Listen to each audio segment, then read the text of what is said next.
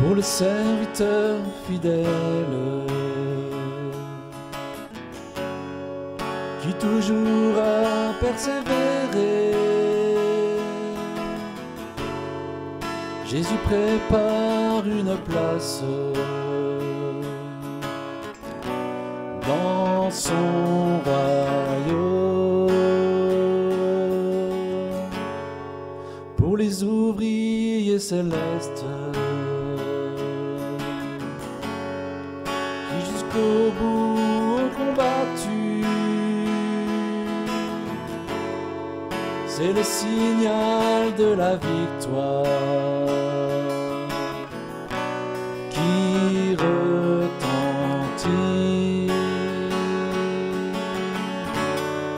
Bientôt il va venir, comme il l'a promis. Nous verrons Jésus dans le pays. Oh, quel bonheur pour la femme vertueuse qui s'est donnée pour ses enfants.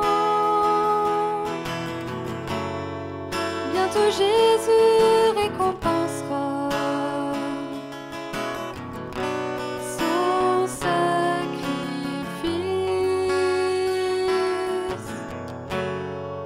Toi, jeune homme, jeune fille, qui fuit les passions frivoles, les bénédictions promises s'accompliront.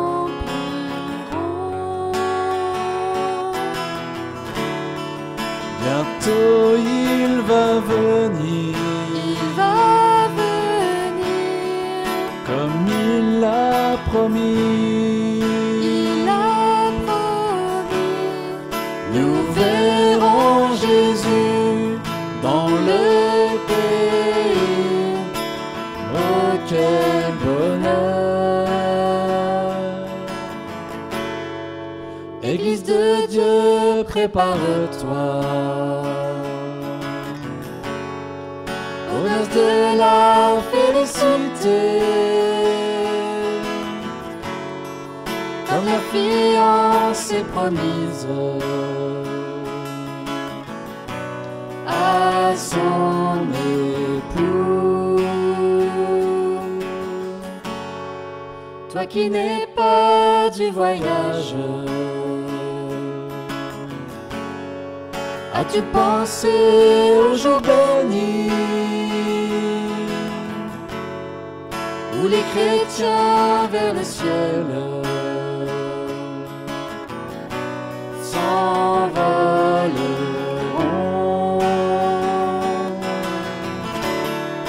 Bientôt il va venir, comme il l'a promis. Il a promis. Nous verrons Jésus dans le pays. Oh, quel bonheur! Bientôt il va venir, comme il l'a promis. Il a promis. Nous verrons Jésus dans le pays. Oh, quel bonheur!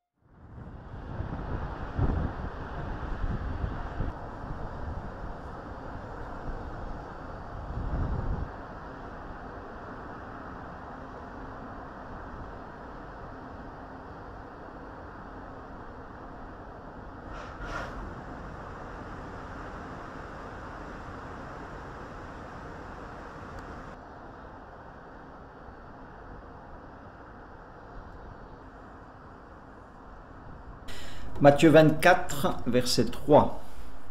Il s'assit sur la montagne des Oliviers et les disciples vinrent en particulier lui poser cette question. Dis-nous, quand cela arrivera-t-il et quel sera le signe de ton avènement et de la fin du monde? Jésus leur répondit, prenez garde que personne ne vous séduise, car plusieurs viendront sous mon nom, disant c'est moi qui suis le Christ, et ils séduiront beaucoup de gens. Vous entendrez parler de guerre et de bruit de guerre. Gardez-vous d'être troublés, car il faut que ces choses arrivent. Mais ce ne sera pas encore la fin. Une nation s'élèvera contre une nation, un royaume contre un royaume, et il y aura en divers lieux des famines et des tremblements de terre. Tout cela ne sera que le commencement des douleurs. Alors, on vous livrera au tourment, et on vous fera périr, et vous serez haïs de toutes les nations à cause de mon nom. Alors, aussi, plusieurs succomberont, et ils se trahiront et se haïront les uns les autres. Plusieurs faux prophètes s'élèveront, et ils séduiront beaucoup de gens. Et parce que l'iniquité se sera accrue, l'amour du plus grand nombre se refroidira. Mais celui qui persévérera jusqu'à la fin sera sauvé. Cette bonne nouvelle du royaume sera prêchée dans le monde entier pour servir de témoignage à toutes les nations. Alors viendra la fin. Comme ce funambule marchant à 150 mètres au-dessus du sol, au milieu des tours de la défense, nous traversons cette période pleine d'incertitudes, tâchant de garder l'équilibre avec nos émotions, avec nos pensées. Cette période est très perturbée et très perturbante. Au-delà de la crise sanitaire et de la crise économique, il y a une autre crise qui se fait jour, c'est la crise de confiance qui touche beaucoup de gens. C'est une crise qui est aiguë et finalement qui est très grave, aussi grave que la crise sanitaire et que la crise économique, parce que sans confiance, on ne peut plus avancer. C'est la confiance et seulement elle qui fait avancer le funambule vers un endroit plus stable. Mais pour l'instant, nous sommes en pleine traversée, dans une crise de confiance qui se reconnaît par tous les discours de défiance que nous entendons face aux autorités affirmées. Ainsi, on ne fait plus confiance. On ne fait plus confiance aux experts qui ne sont pas d'accord entre eux. On ne fait plus confiance aux médias. On se méfie des politiques qui ont des discours contraires. On se méfie des gens qu'on croise et qui pourraient nous contaminer. On s'en tient écarté. Il y a ces fameuses barrières de distance que nous prenons avec eux. On se méfie des objets aussi qu'on n'ose plus toucher sans se désinfecter. Voyez-vous, la méfiance, elle est partout. Et il y a une terrible perte de confiance générale dans la vie. Que faut-il penser des temps que nous vivons? On entend tout, on entend son contraire. Il est difficile de se faire une opinion. Qui croire? Quoi croire? Nous avançons comme sur un fil, oscillant, balançant entre paranoïa et crédulité naïve. La paranoïa nous dit que tout ce qui nous arrive fait partie d'un complot mondial. La crédulité naïve nous dit que c'est le cours de la vie, c'est comme ça, que ça va passer. Nous balançons entre incertitude et inquiétude, entre vérité et mensonge, discernant avec difficulté le vrai du faux. Nous avançons pas à pas, comme le funambule, chaque jour, tâchant de garder l'équilibre mental, l'équilibre émotionnel, l'équilibre spirituel aussi. À qui pouvons-nous faire confiance? À qui allons-nous faire confiance? Par exemple, vous avez cette fameuse histoire de vaccin qui arrive en janvier et qui illustre bien cette question. On nous dit que plus de la moitié des Français ne fait pas confiance pour prendre ce vaccin. Les uns le disent sans risque, tandis que les autres le disent suspect. Et finalement, on se rend compte que tout se réduit à la simple confiance. Soit j'ai confiance dans ceux qui me le vendent, soit je ne leur fais pas confiance. Et en fonction de ce que je crois, eh bien je vais agir, être vacciné ou ne pas être vacciné. Pour nous chrétiens, le discours de la foi nous est très familier. Depuis que nous sommes venus à Christ, depuis que nous avons commencé à vivre la Bible dans nos vies, nous avons développé une vie qui doit vivre dans la confiance, et en particulier dans la confiance de ce que Dieu dit. Mais comme vous pouvez le constater, la question de la foi ne concerne pas seulement les chrétiens. mais tout le monde. Nous avons tous, croyants ou non, nous avons tous à exercer de la foi tous les jours. Parce que finalement, tout fonctionne simplement avec ce qu'on nous donne à croire. Des informations, des chiffres, des courbes, des déclarations, des promesses, tout un tas de choses que finalement nous sommes incapables de vérifier par nous-mêmes et que nous sommes obligés d'accepter par la foi, comme on a l'habitude de le dire. Mes amis, il est très difficile de garder l'équilibre et de continuer sur le fil de la vie sans tomber d'un côté ou de l'autre. En introduction, je vous ai lu une parole de Jésus et en particulier la réponse de Jésus à une question des disciples sur la fin des temps. Les disciples ont demandé quand cela arrivera-t-il et quel sera le signe de ton avènement et de la fin du monde. Quelqu'un peut-être se posera la question du rapport entre ce texte et ce qui vient d'être dit précédemment. Le rapport entre les paroles de Jésus que je vous ai lues et le funambule. Le fil du funambule, c'est le message prophétique sur lequel nous devons marcher en tant que chrétiens. La Bible a un message prophétique. Message prophétique qui nous annonce le retour de Jésus, et qui nous annonce aussi la venue d'un antéchrist qui contrôlera toute l'humanité. Et puisque nous croyons dans la Bible, eh bien nous intégrons le message prophétique à notre grille de lecture des événements de ce monde. Et là aussi, nous avons le problème du funambule, ne pas tomber dans l'erreur, ou ne pas tomber dans la fausse interprétation. Il ne faut pas pencher du mauvais côté, mais il y a un balancement. Soit nous sommes dans des temps prophétiques, avec l'apparition de l'Antéchrist, ce temps où les hommes, selon les Écritures, ce temps où les hommes diront paix et sécurité. Et alors une ruine soudaine les surprendra. Voilà ce que dit, je crois que c'est l'épître aux Thessaloniciens. Et c'est ce que disent certains, prétendant que, par exemple, la puce sera dans le vaccin à venir. J'ai encore vu une vidéo cette semaine, éditée par un pasteur français, qui disait cela. C'est une déclaration à croire ou à ne pas croire. Mais si je la crois, j'agirai en conséquence et par exemple, ici, je ne me ferai pas vacciner. Mais je peux balancer aussi de l'autre côté. Pensez que nous sommes seulement dans un de ces nombreux soubresauts de l'histoire. Vous savez, ce n'est pas la première fois dans l'histoire récente que l'on pense que l'Antéchrist est déjà là. C'est ce qu'ont pensé les chrétiens avec l'apparition d'Hitler. Et puis, vous voyez, 80 ans ont passé, et puis les choses ont tourné différemment. Dans les années 70, avec la reconquête de Jérusalem et l'apparition du marché commun de 10 pays, on pensait que la bête à 10 cornes de l'Apocalypse était là, représentée dans ce marché commun, et que le retour de Jésus était imminent. Et puis, 50 ans ont passé, et l'Europe est passée à 27. Et j'ai appris que c'est toujours un grand mal d'essayer de faire coïncider l'actualité avec la prophétie biblique. On aboutit vite à dire n'importe quoi et à plonger les croyants dans la paranoïa. Quoi qu'il en soit, on le voit que tout cela n'est qu'une question de foi, de faire confiance à un discours plutôt qu'à un autre. Mais en réalité, ce qui compte, c'est de rester debout sur notre fil et de traverser correctement cette vie en amortissant toutes les secousses de l'actualité.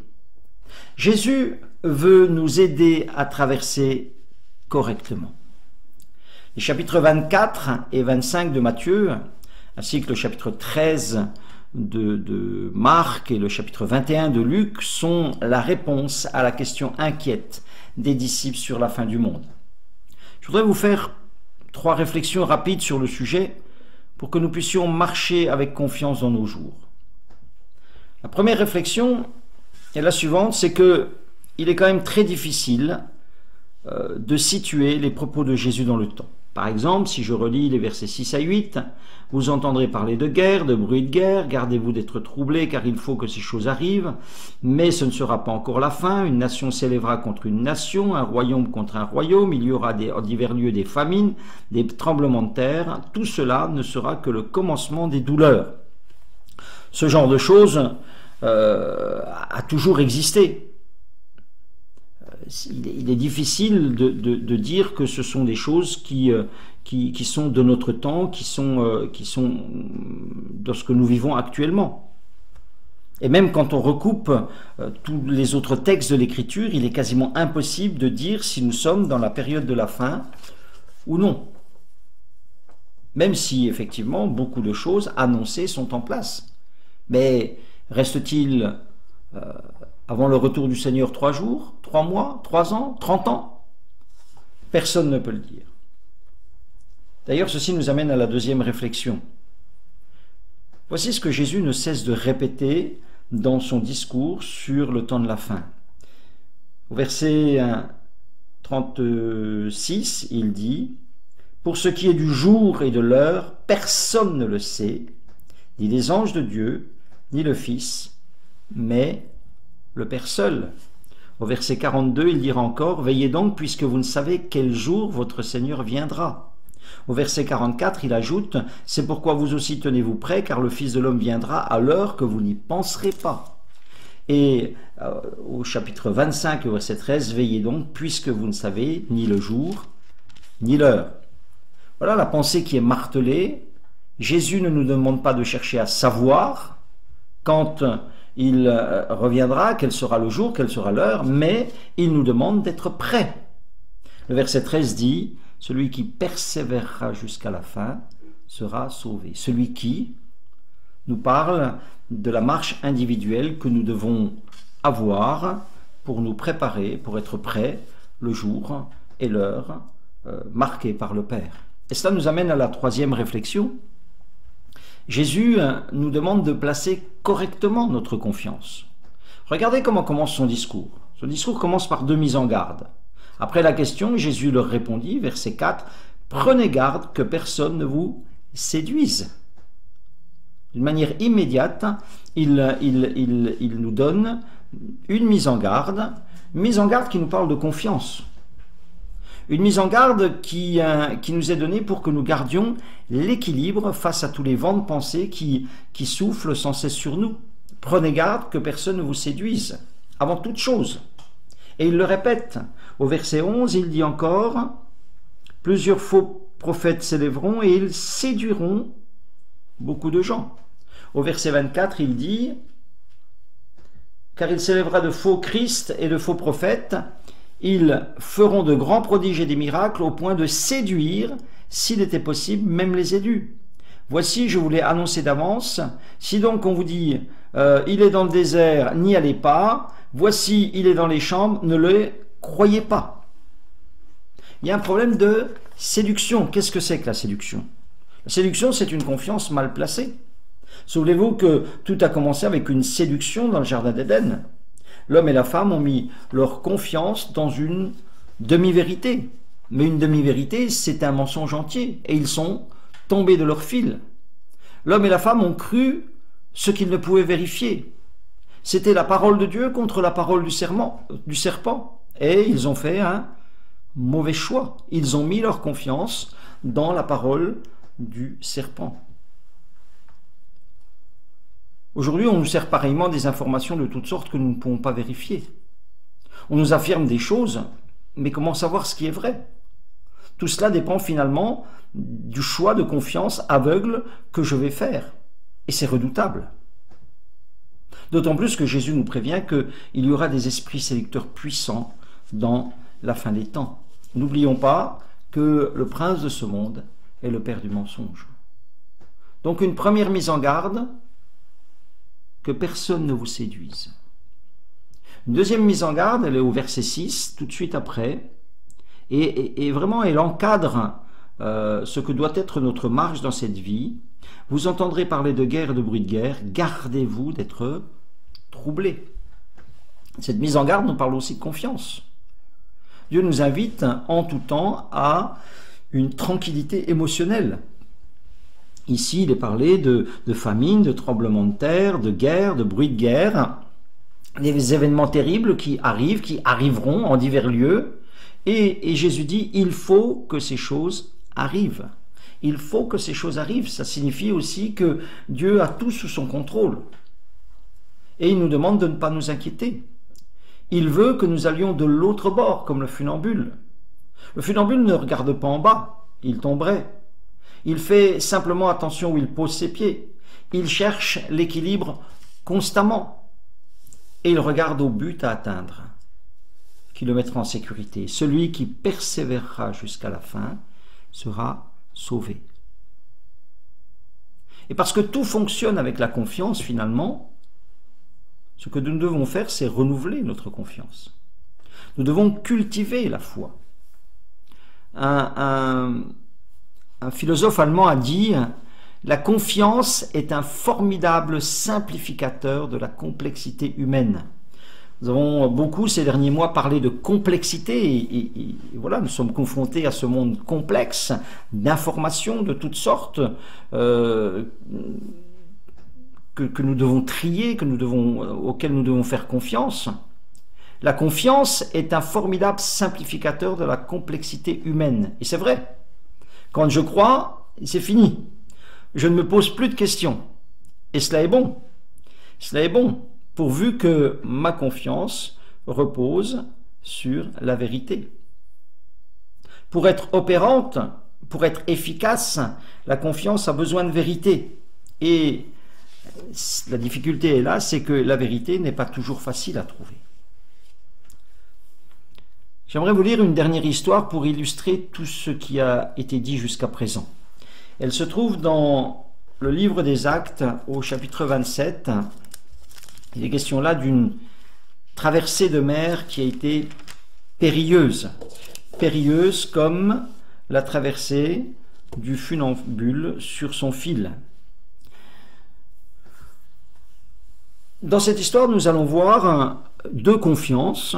Une confiance bien placée et une confiance mal placée. Acte 27, verset 9, « Un temps assez long s'était écoulé et la navigation devenait dangereuse, car l'époque même du jeûne était passée. C'est pourquoi Paul avertit les autres en disant « Ô homme, je vois que la navigation ne se fera pas sans péril et sans beaucoup de dommages, non seulement pour la cargaison et pour le navire, mais encore pour nos personnes. » Le centenier écouta le pilote et le patron du navire plutôt que les paroles de Paul. Un léger vent du sud vint à souffler et, se croyant maîtres de leur dessein, ils levèrent l'ancre et côtoyèrent de près l'île de Crète. Mais bientôt un vent impétueux qu'on appelle Euraquilon se déchaîna sur l'île. Le navire fut entraîné sans pouvoir lutter contre le vent et nous laissâmes aller à la dérive. Nous passâmes au-dessus d'une petite île nommée Clauda et nous eûmes de la peine à nous rendre maîtres de la chaloupe. Après l'avoir hissée, on se servit des moyens de secours pour ceindre le navire et dans la crainte de tomber sur la Syrte, on abaissa les voiles. C'est ainsi qu'on se laissa emporter par le vent. Comme nous étions violemment battus par la tempête, le lendemain on jeta la cargaison à la mer et le troisième jour nous y lançâmes de nos propres mains les agrès du navire. Le soleil et les étoiles ne parurent pas pendant plusieurs jours et la tempête était si forte que nous perdîmes enfin toute espérance de nous sauver. On n'avait pas mangé depuis longtemps. Alors Paul, se tenant au milieu d'eux, leur dit « Ô hommes, il fallait m'écouter et ne pas partir de Crète afin d'éviter ce péril et ce dommage. Maintenant je vous exhorte à prendre courage, car aucun de vous ne périra et il n'y aura de perte que celle du navire. Un ange du Dieu à qui j'appartiens et que je sers m'est apparu cette nuit et m'a dit « Paul, ne crains point. Il faut que tu comparaisses devant César, et voici, Dieu t'a donné tous ceux qui naviguent avec toi. C'est pourquoi, ô homme, rassurez-vous, car j'ai cette confiance en Dieu, qu'il en sera comme il m'a été dit. Mais nous devons échouer sur une île. » Et la fin de l'histoire, au verset 44, dit et ainsi tous parvinrent à terre sains et saufs. Paul dit au verset 25, « J'ai cette confiance en Dieu qu'il en sera comme il m'a été dit. » Le centenier qui emmenait Paul prisonnier à Rome pour qu'il soit jugé avait le choix de faire confiance entre deux paroles. Il y avait la parole du pilote qui s'y connaissait, qui était un navigateur, qui s'y connaissait en navigation. Il y avait la parole du patron du navire qui avait aussi intérêt à protéger son navire. Et puis, en face de cela, il y avait la parole d'un prisonnier, peut-être un peu illuminé, qui lui disait qu'il ne fallait pas naviguer, qu'il ne fallait pas partir. Et le centenier a choisi le pilote. Le capitaine du navire, comment lui reprocher? Mais on l'a lu, les choses ont tourné finalement comme Paul l'avait dit. Et au verset 21, il leur fait remarquer: « Ô homme, il fallait m'écouter, ne pas partir de Crète afin d'éviter ce péril et ce dommage. » Alors, puisque il avait eu raison, il a pu gagner la confiance de l'équipage. Et ensuite, sur sa parole, les gens ont pu être sauvés.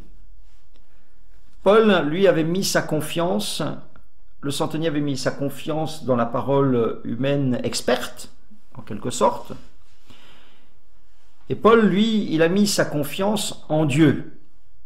C'est ce qu'il dit. Et il n'a pas été trompé, il n'a pas été trahi. Parce qu'il avait mis sa confiance en un Dieu qui connaît la météo plus que les marins, connaît les vents, les mers, plus bien que les plus grands spécialistes.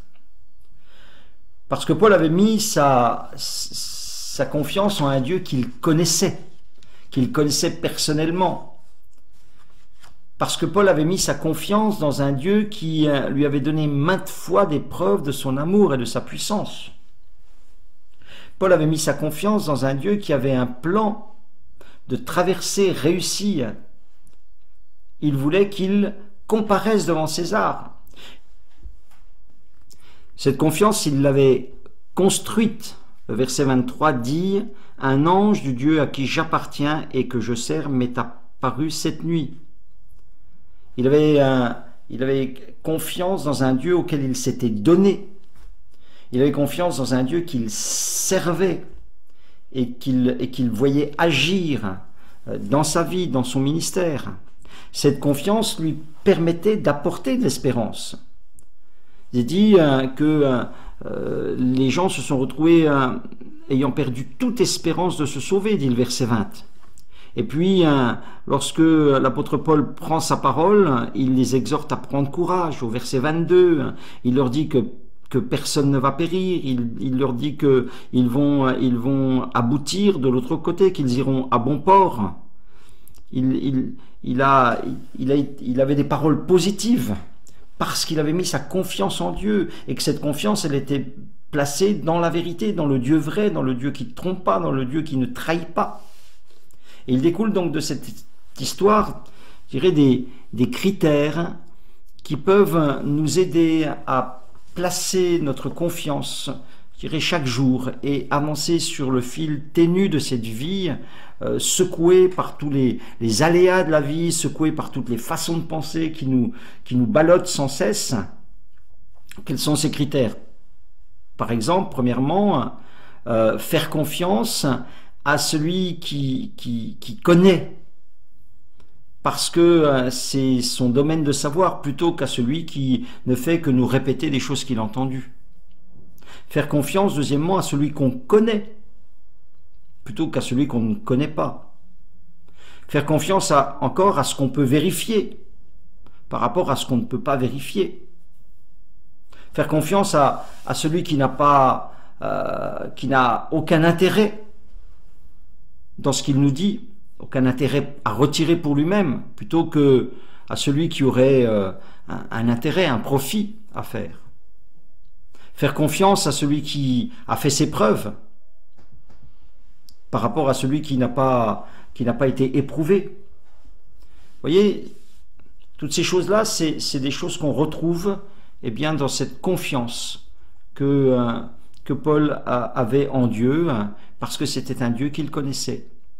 C'était un Dieu qui connaissait Paul et que Paul connaissait. C'était un Dieu dont les promesses peuvent être vérifiées dans nos vies et dans la vie de beaucoup de témoins. Parce que c'est un Dieu qui a une parole de vérité dans laquelle nous pouvons vraiment pleinement nous confier. Donc, ces propositions, vous ne devez pas en cocher une seule, mais plusieurs, avant de placer, plusieurs ensemble, avant de placer votre confiance dans quelque chose ou en quelqu'un.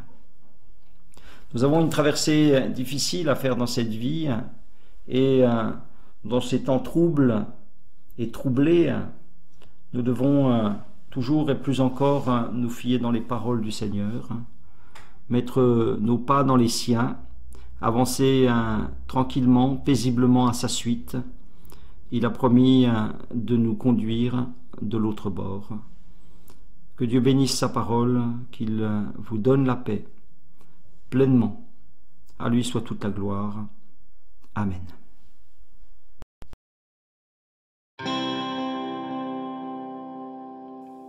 Si la lune me glace et le soleil menace,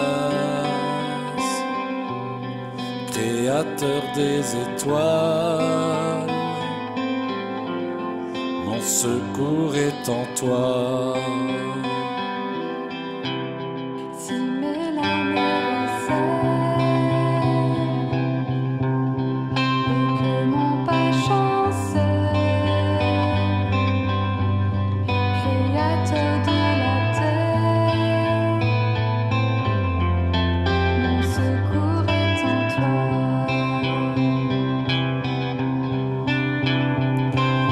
Je lève les yeux vers les hauts sommets. Toi seul est mon Dieu. Je proclamerai. Toi seul est ma force. Toi seul me restaure mon secours est en toi.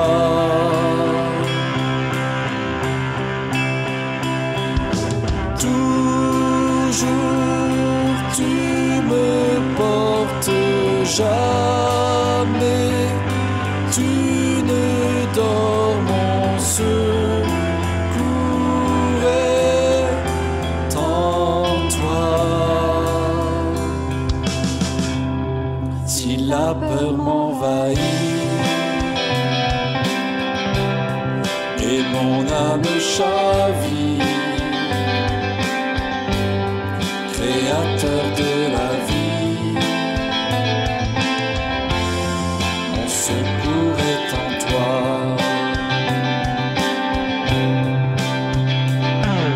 Je lève les yeux vers les hauts sommets. Toi seul est mon Dieu. Je proclame.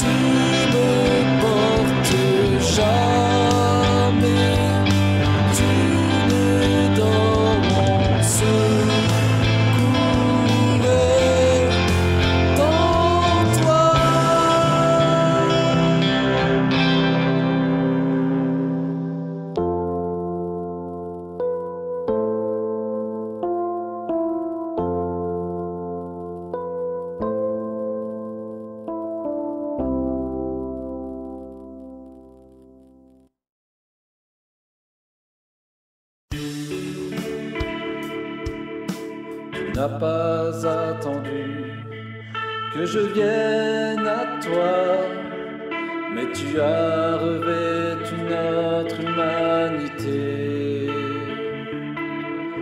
Tu n'as pas attendu que je crie vers toi, c'est toi qui m'as appelé le premier.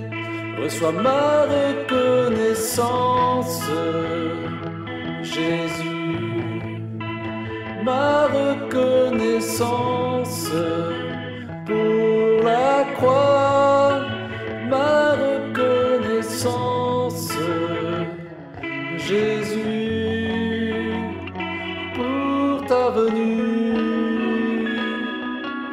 ton amour, ton salut.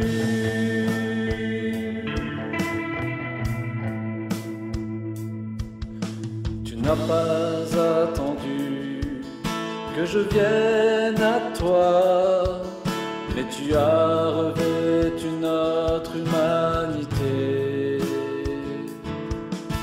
Tu n'as pas attendu que je crie vers toi, c'est toi qui m'as appelé le premier.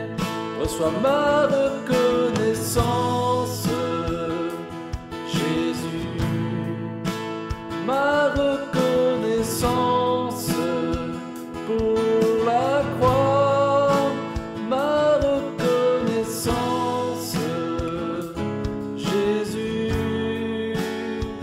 pour ta venue, ton amour, ton salut, ma reconnaissance, Jésus, ma reconnaissance pour la croix, ma reconnaissance, Jésus, pour ta venue, ton amour, ton salut.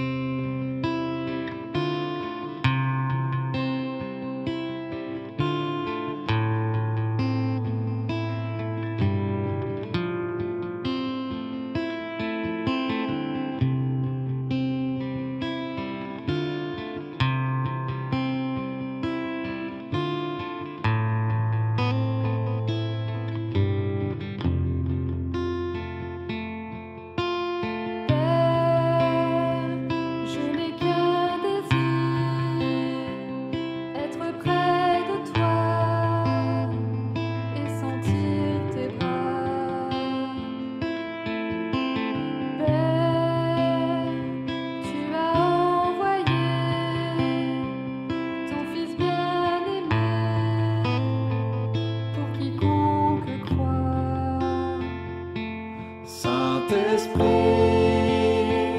qui donne vie, ranime en moi ce feu pour toi. Saint-Esprit, viens par ta pluie, rafraîchis-moi et envoie un souffle nouveau.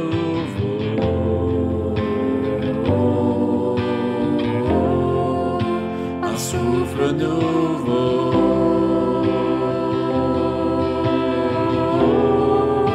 un souffle nouveau, un souffle nouveau.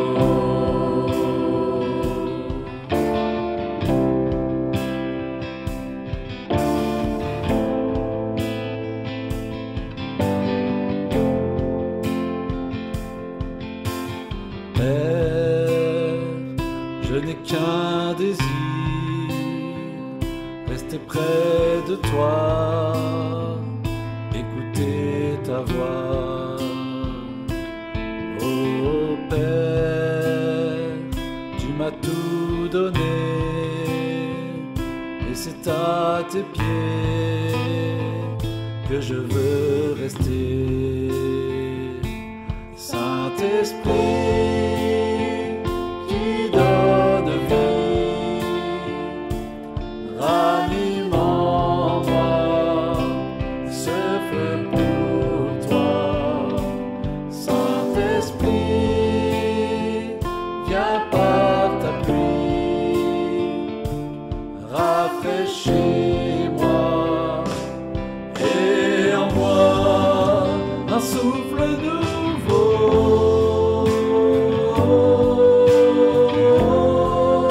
un souffle nouveau,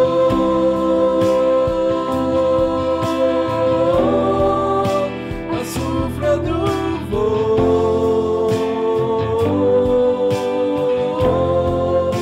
un souffle nouveau.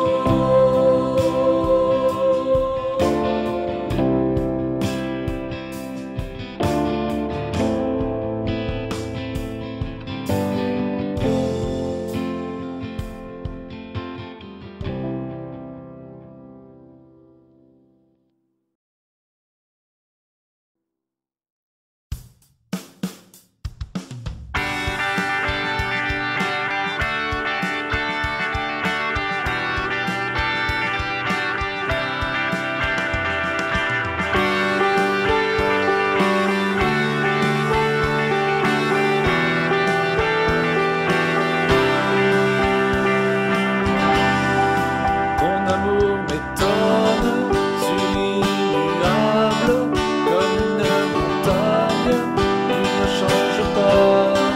Ton amour m'élève, c'est un doux mystère. Quand tout m'environne, ton amour est là.